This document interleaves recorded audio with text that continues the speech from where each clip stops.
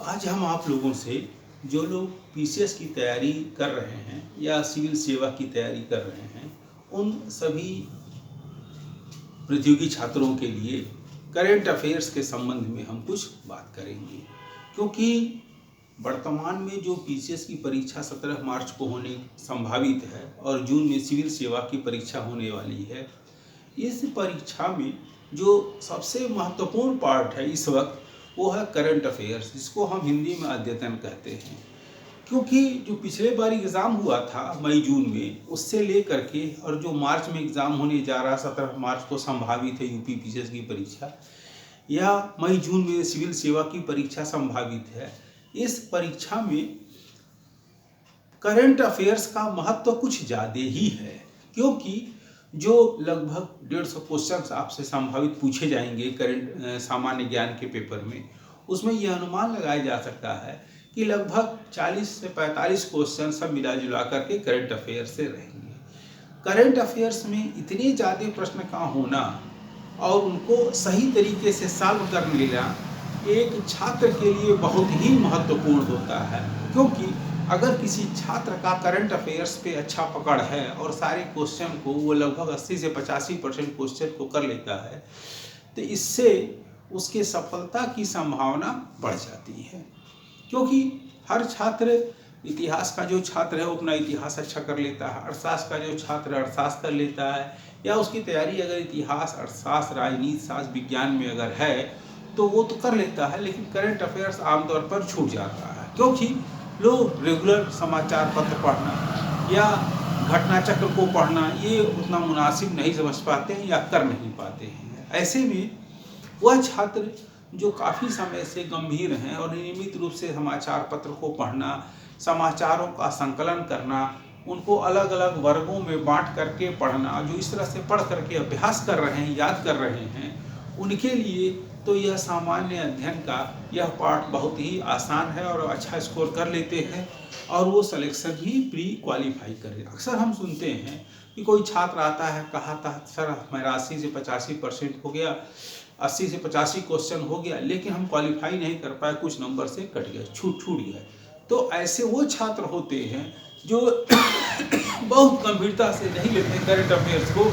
लाख समझाने के बाद भी वो नियमित रूप से पेपर नहीं पढ़ते हैं या कोई नेशनल न्यूज़ चैनल नहीं पढ़ देखते हैं, जिसके नाते उनका करंट अफेयर्स पर पकड़ उतना अच्छा नहीं रहता है। क्योंकि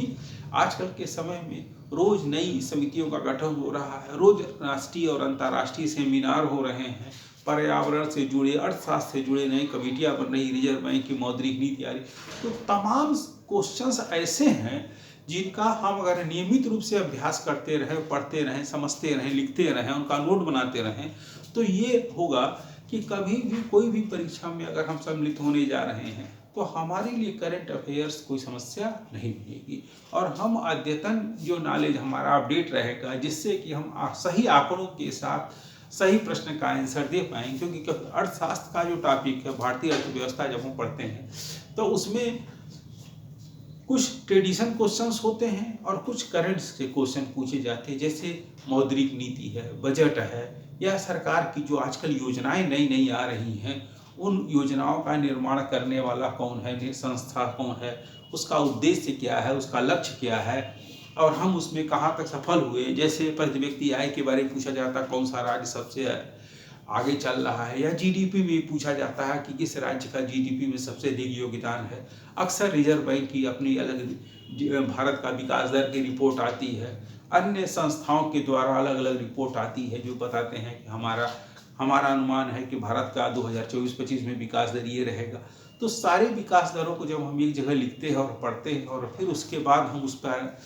टिक लगाते हैं तो हमारा ये इंफॉर्मेशन सही होता है। साथ ही साथ अंतर्राष्ट्रीय मैच हो रहे हैं, ठीक है, इन पर भी हमको नज़र रखना होगा, इनका भी हमको नोट बनाना होगा और इनका जो नज़र रखना होगा, नोट बनाना होगा और उसको हम नियमित रूप से जब वीकली, मंथली, फोर्टनाइटली हम इनको रिपीट करते रहते हैं, रिवाइज करते रहते हैं, तो ऐसा होता है कि हमारे पास जो नॉलेज रहता है वो एकदम तैयार रहता है और हम किसी भी प्रश्न का जवाब कभी भी कहीं भी दे सकते हैं।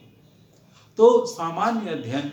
जो अब असामान्य हो चुका है, क्योंकि प्रतियोगी छात्रों की संख्या बढ़ती जा रही है, साथ ही साथ जो प्रतियोगी छात्र हैं उनमें भी कुछ छात्र ऐसे हैं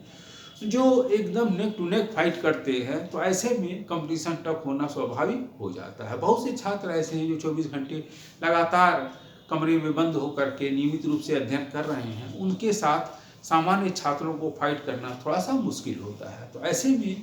उन सभी छात्रों से ये कहा जाता है कि आप लोग अपने पढ़ाई के क्रम को बढ़ा दीजिए, क्योंकि जिस प्रकार से विज्ञापन आ रहे हैं और आएंगे, परीक्षाएं हो रही हैं, उससे यही है कि हम अपनी तैयारी को पूरी तरह से मुकम्मल रखें, जिससे आने वाले 2024 जनवरी का महीना चल रहा है, दिसंबर तक बहुत सी परीक्षाएं होंगी। तो जब हम प्रतियोगी छात्र हैं तो हमारा कोई एक लक्ष्य नहीं होना चाहिए, और हमारा लक्ष्य ये होना चाहिए किसी सम्मानित पद पे, सरकारी पद पे चयन हो जाए, जिससे कि हमारा जीवन सुगम हो जाए और हम राज्य के लिए, देश के लिए कुछ कर सकें। तो ऐसे में हमें सफल होने के लिए नियमित रूप से अध्ययन करना होगा, और हम आगे अपने नए वीडियो में ये बताएंगे कि जो इनके अलग अलग पार्ट हैं, हर पार्ट का एक राष्ट्रीय परिप्रेक्ष्य होता है, एक अंतर्राष्ट्रीय परिप्रेक्ष्य। जैसे अर्थव्यवस्था है, उसका राष्ट्रीय परिप्रेक्ष्य ये है कि सरकार, केंद्र सरकार और राज्य सरकार आर्थिक क्षेत्र में क्या कर रही है, उसका गोल क्या है, उसका लक्ष्य क्या है, सड़क का निर्माण हो रहा है, प्रतिदिन कितने किलोमीटर का निर्माण हो रहा है, रेलवे का निर्माण हो रहा है। तो ये राष्ट्रीय परिप्रेक्ष्य। और जब हम इसी को अंतर्राष्ट्रीय परिप्रेक्ष्य में देख रहे हैं, IMF क्या कर रहा है, वर्ल्ड बैंक क्या कर रहा है, एशिया का विकास दर क्या है, यूरोप का विकास दर क्या है, पूरी दुनिया का विकास दर क्या है, पूरी दुनिया में जो अलग अलग देश हैं उनमें सबसे तेजी से कौन सा देश ऐसा है जो विकास कर रहा है, उनमें भारत का क्या स्थान है, भारत तीसरे पायदान पे पहुंच गया, हम उससे आगे जाने के लिए क्या कर रहे हैं। तो अंतर्राष्ट्रीय परिप्रेक्ष्य में जब अर्थव्यवस्था को पढ़ते हैं तो उसका स्वरूप अलग होता है। तो हम जब भी किसी टॉपिक को पढ़ते हैं करंट अफेयर्स के दृष्टिकोण से, तो उसके दो पक्ष होते हैं, एक राष्ट्रीय और एक अंतर्राष्ट्रीय। इसके हम अगले वीडियो में पूरा विश्लेषण करेंगे कि कुल कितने टॉपिक हैं जिन पर हमको पढ़ना होता है, किनमें ऐसे हैं कि जिन्हें खाली राष्ट्रीय स्तर पर पढ़ा जाता है, किनमें अंतर्राष्ट्रीय स्तर पर पढ़ा जाता है। क्योंकि PCS में पूछे जाने वाले प्रश्न भी अब राष्ट्रीय से हट करके अंतर्राष्ट्रीय स्तर पे सेमिनार, सम्मेलनों पर ज़्यादा फोकस हो रहे हैं, केंद्रीय योजनाओं पर ज़्यादा फोकस हो रहे हैं। तो ऐसे में हमको इनका नियमित अध्ययन करना पड़ेगा। एक पत्रिका केंद्र सरकार के द्वारा निकाली जाती योजना,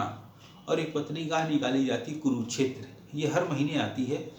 सभी प्रतियोगी छात्रों से ये कहा जाता है कि उसको नियमित रूप से ले, उसका नियमित रूप से अध्ययन करें और एक नोट बनाएं, और नोट के द्वारा उसको जब पढ़ेंगे, लिखेंगे, संकलित करेंगे, तो वह सूचना उनके लिए बहुत उपयोगी सूचना होगी, और उसका वह भविष्य में अच्छी तरीके से लाभ ले पाएंगे। क्योंकि पूरी किताब को पढ़ लेना तो आसान है, लेकिन उसमें महत्वपूर्ण बिंदुओं को अगर हम किसी कॉपी में नोट करेंगे तो आधे पन्ने के अंदर सारी चीज़ें आ जाएंगी जो प्रारंभिक और मुख्य परीक्षा के लिए उपयोगी होती है। तो इससे हम एक पन्ने में पूरे साल के मटेरियल कलेक्ट कर लेंगे और हम आसानी से रिवीजन करके जाकर इम्तहान में अपीयर हो सकेंगे। तो इस प्रकार से हम आपको लोगों को ऑनलाइन के माध्यम से ये सूचना देने का प्रयास करेंगे। वैसे हम ऑफलाइन मोड में भी क्लास शुरू कर चुके हैं, सुबह 8 से 9 और शाम को 4:30 से 5:30। अभी ये स्टार्टिंग पीरियड, इसी नाते इनको समय कम रखा गया है, आगे चल करके इसके समय में वृद्धि की जाएगी। यह क्लास सप्ताह में 6 दिन चलेगा, 3 दिन का डेमो है। कोई भी व्यक्ति आकर के क्लास में भाग ले सकता है, अगर उसको लगे कि हमारे लिए क्लास उपयोगी है तो वो नियमित क्लास कर सकता है। धन्यवाद।